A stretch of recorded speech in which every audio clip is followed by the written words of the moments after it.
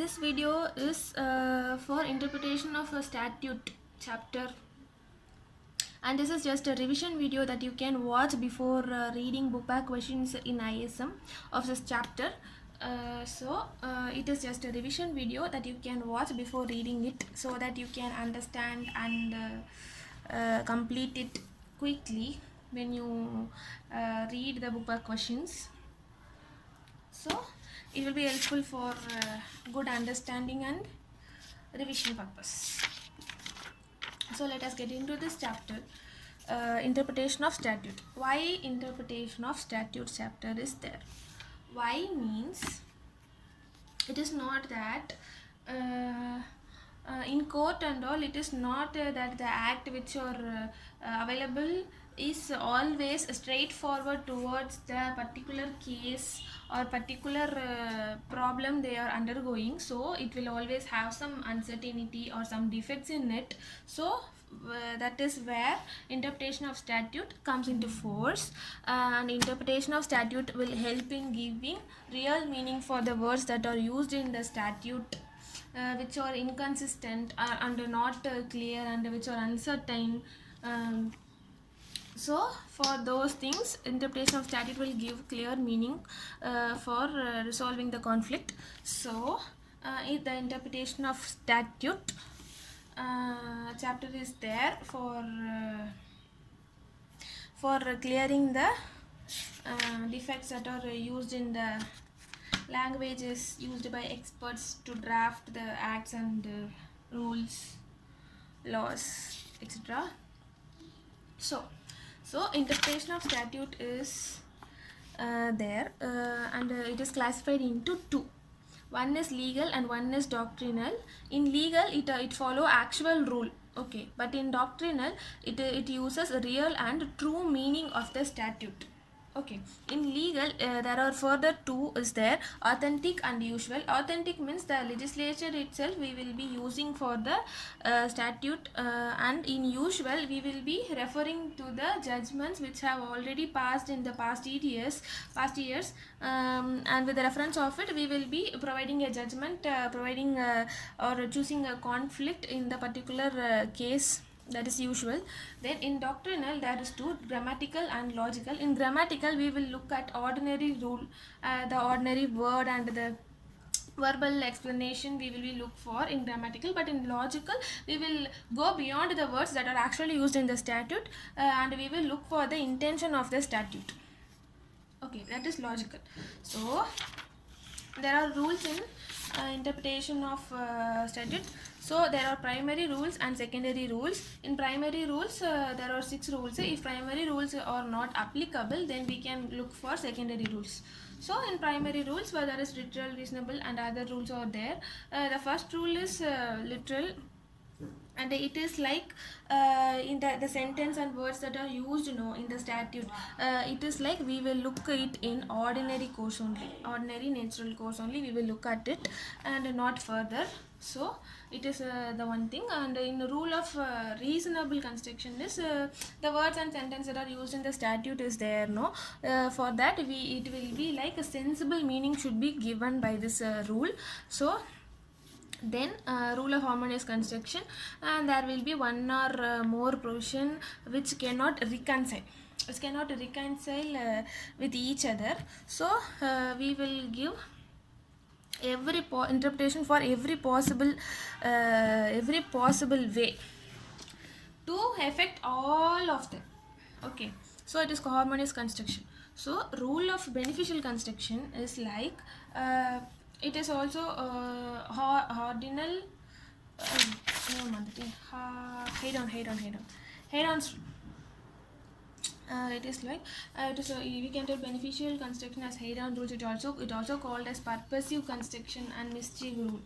So it comes into force when as a provision is capable of getting 2 or more interpretation. So when 2 or more interpretation is there, court has to choose one with the real intention of solving it. So court has to choose. Okay, So next exceptional construction is elimination of particular statute like the statute which covers the objective of the real statute. So we have to eliminate the statute that covers the real objective of the statute. So that is like exceptional construction. Then the last construction is like a specific sentence will be used, specific words will be used, and following that general words are also used. So the general words that are used after the specific words will have the color of that specific word itself. So for example, in this look at the sentence that they have given.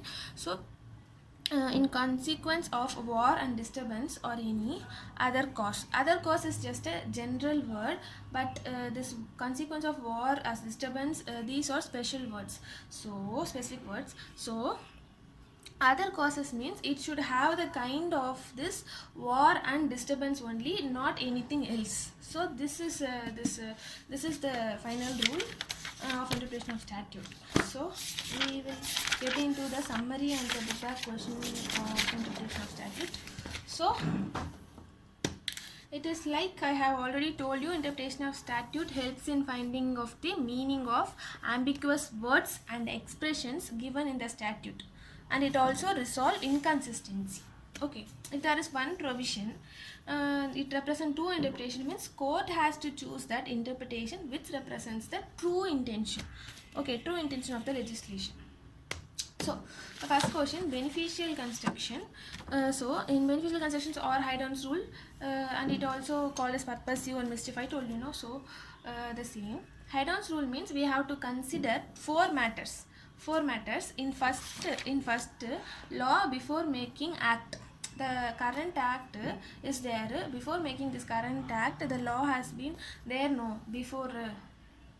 So that before law we have to see, and also the mischief and defect that the before law is not resolving, that also we have to see in second point. Then third, remedy act provides the current act that provides the remedy for the particular conflict, we have to look. And reason for the remedy means why is that particular interpretation we are choosing for the remedy. So these four matters we have to look for. Then court adapt construction. There are lots of constructions, no, but the court adapts a construction which suppress the mischief and advance the remedy. That particular interpretation or construction only court will adapt. Okay, so these also a very important points you have to remember. So if the meaning of the language falls short of whole object, that the experts have drafted the acts, rules, everything, no, by using the particular language.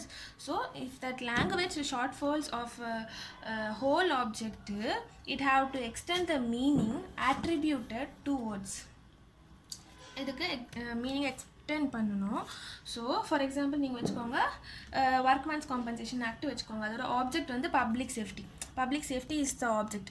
So இப்போ நம்ம வந்து நம்ம ஒரு interpretation work பண்ணுறோன்னா அந்த interpretation வந்து have to give effect to the particular object, that is public safety.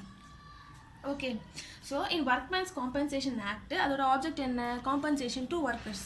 So அந்த ஆப்ஜெக்ட்டுக்கு we have to give effect. So give effect to primary provision. Okay, the primary provision is compensation to workers in this example. So that's all. In Haydon's rule, it will be applicable only if two interpretation is there for one provision, and also when the words are ambiguous or inconsistent or incomplete. So the second question is grammatical interpretation and logical interpretation. This interpretation is to conclude real meaning, intention of legislature behind it. Okay, so grammatical interpretation means verbal expression of law we have to look, that is used in the statute. The words that are used in the statute we have to look verbally. In grammatical interpretation, it is sole form allowable. Okay, this is sole form allowable. Court cannot add or delete or modify letters of law. It cannot add or modify anything in the law. Court cannot do that. But letter of law logically டிஃபெக்டிவாக இருக்குது, ஓகேவா, like ஆம்பிகிட்டி இருக்குது, inconsistency இருக்குது, incompleteness இருக்குன்னா court have to travel beyond the words that are logically defective and the words தாண்டி போய் it have to determine true intention of legislation. அது ஒரு இந்த legislationோட true intention என்ன, object என்ன அப்படி சொல்லி நம்ம பார்க்கணும், கோர்ட் பார்க்கணும். ஸோ அது பார்க்குறது வந்து அந்த ஸ்டாட்யூட் என்ஃபோர்ஸபிள் தான், என்ஃபோர்ஸபிள் அட் லா. ஹவவர் அன்ரீசனபிளாக இருந்தாலும் இது வந்து என்ஃபோர்ஸபிள் தான் to determine the true intention of legislature. So duty of the court வந்து என்னென்னா to administer the law as it stands. அந்த லா ஸ்டாண்ட் பண்ணுற மாதிரியே அட்மினிஸ்டர் பண்ணணும் கோர்ட். ஸோ லாஜிக்கல் இன்டர்பிரிட்டேஷனில் என்னென்னா, logical interpretation need more satisfactory evidence தேவைப்படுது. அந்த ட்ரூ இன்டென்ஷன் என்னன்றதுக்கு ஒரு more satisfactory evidence is needed for logical interpretation. So if it is like two possible construction இருக்குன்னா, அவைலபிள் டூ பாசிபிள் கன்ஸ்ட்ரக்ஷன் இருக்குன்னா, court have to choose, ஓகேவா, logical construction. எப்படி logical construction choose பண்ணோம் அப்படின்னா, இந்த three வேர்ட்ஸ்லேருந்து எமேஜ் ஆகிறதுலேருந்து தான் அது வந்து லாஜிக்கல் கன்ஸ்ட்ரக்ஷன். எந்த லாஜிக்கல் கன்ஸ்ட்ரக்ஷன் வந்து ப்ரிஃபரபிள்னு சொல்லி சூஸ் பண்ணோம் கோர்ட். என்னென்னா setting in which clause appears, எந்த கிளாஸில் அது அப்பியர் ஆகிருக்கு, words used in that statute, particular statute, அந்த circumstances in which it came to be enacted. இந்த மூணுத்துமே கன்சிடர் பண்ணி தான் court will choose the particular logical construction that is relevant. So this is question number 2 over ஆயிடுச்சு. question number 3 வந்து proviso and explanation. So I have written it as like distinguish between you will be having some points here and you will be having some points for explanation here. So both are added in a section only. Okay, proviso is also added in the section, explanation is also added in the section, but proviso is added to accept something or to qualify something stated in the particular provision. அந்த particular provisionல something வந்து accept பண்ணும், something வந்து qualify பண்ணும். So for that clarification தான் வந்து இந்த proviso add பண்ணியிருக்காங்க section கூட. ஸோ ப்ரொவைசோன்றது வந்து not ordinarily interpreted as general rule. ப்ரொவைசோன்றது ஒரு ஜென்ரல் ரூல் கிடையாது. But proviso to particular section இருக்குல்ல, அது வந்து என்னென்னா that proviso will curves out an exception to main provision. அந்த மெயின் ப்ரொவிஷனில் இருக்க எக்ஸெப்ஷனை அந்த ப்ரொவைசோ வந்து நமக்கு சொல்லும். So to which it has enacted as a provision. எந்த ஒரு செக்ஷனுக்கு அந்த ப்ரொவிஷன் வந்து எனாக்ட் பண்ணியிருக்காங்களோ அந்த செக்ஷனுக்கு தான் வந்து எக்ஸ்பிளைன் பண்ணால், வேறு எதுக்குமே எக்ஸ்பிளைன் பண்ணாது. ஸோ நெக்ஸ்ட்டு எக்ஸ்பிளனேஷன் வந்து என்னென்னா ஆர் 2 செக்ஷன் எதுக்காகனா for the purpose of explaining the main provision. அந்த மெயின் ப்ரொவிஷனை எக்ஸ்பிளைன் பண்ணுறதுக்காக தான் வந்து எக்ஸ்பிளனேஷன் வந்து ஆட் பண்ணியிருப்பாங்க. எப்போனா அந்த ப்ரொவிஷனில் வந்து ஆம்பிகிட்டி இருக்குது, if ambiguity in provision of main section, அந்த மெயின் செக்ஷனில் வந்து இருக்க ப்ரொவிஷனில் ஆம்பிகிட்டி இருக்குன்னா எக்ஸ்பிளனேஷன் வந்து நம்ம இன்சர்ட் பண்ணுவோம். எக்ஸ்பிளனேஷன் இன்சர்ட் பண்ணோன்னா எக்ஸ்பிளனேஷன் என்ன பண்ணால் it will harmonise, it will clear up the ஆம்பிகிட்டி in main section. So explanation should not widen the ambit of section. Explanation வந்து அந்த செக்ஷனோட ஆம்பிட்டை வைடன் பண்ணாது, but it will explain the things that are ambiguous in the particular section. It will explain. So that is over. Then question number 4, read and interpret the document of contract. So இது எப்படி நம்ம பண்ணுவோம், அப்போ ஒரு document வந்து ஒரு contract இருக்குன்னா நம்ம எப்படி வந்து அதை வந்து இன்டர்பிரேட் பண்ணுவோன்றதுக்காக வந்து ரூல்ஸ் இருக்குது. ஸோ தேர் ஆர் 5 ரூல்ஸ் இருக்குது. ஸோ ஃபஸ்ட் அண்ட் ஃபார்மோஸ்ட் நம்ம என்ன பண்ணுவோம்னா, we have to know ourself, ஓகேவா, தட் த சரௌண்டிங்கு, அதோட circumstances of that deed or document, அதோட ஸ்கோப்பு, இன்டென்மெண்ட்ஸு, அது எல்லாமே நம்ம வந்து அண்டர்ஸ்டாண்ட் பண்ணிக்கணும் ஃபஸ்ட்டு, ஓகேவா. And also understand it by the way of அதில் யூஸ் பண்ணியிருக்க வேர்ட்ஸ் இருக்குல்ல, இந்த டீட்ஸ் அண்ட் டாக்குமெண்ட்ஸில் யூஸ் பண்ணியிருக்க வேர்ட்ஸ் வச்சு நம்ம வந்து அண்டர்ஸ்டாண்ட் பண்ணிக்கணும் அதோட ஸ்கோப்பு, அதோட சரௌண்டிங், சர்க்கம்ஸ்டன்ஸ் எல்லாத்தையுமே. இதுதான் வந்து ஃபஸ்ட்டு பாயிண்ட் நம்ம அண்டர்ஸ்டாண்ட் பண்ணிக்கிறோம். செகண்ட் ஒன் என்னென்னா, inexpedient to construe the terms of one deed by referring to the terms of another. நம்ம இன்னொரோட இதை வந்து டேர்ம்ஸ்க்கு வந்து நம்ம வந்து ரெஃபர் பண்ணி வந்து பண்ணுறது வந்து இன்எக்ஸ்பீடியன்ட்னு சொல்கிறாங்க. தென் சேம் வேர்ட் வந்து டிஃப்ரெண்ட் மீனிங் இருக்காது, எப்படியோ அந்த same word cannot have different meaning, ஓகேவா. ஸோ அது வந்து பாயிண்ட் 2. பாயிண்ட் 3 வந்து அசர்டெயின் இன்டென்ஷன்ஸ் ஆஃப் பார்ட்டிஸ். அந்த பார்ட்டிஸோட இன்டென்ஷன் என்னன்னு நம்ம அசர்டெயின் பண்ணணும்.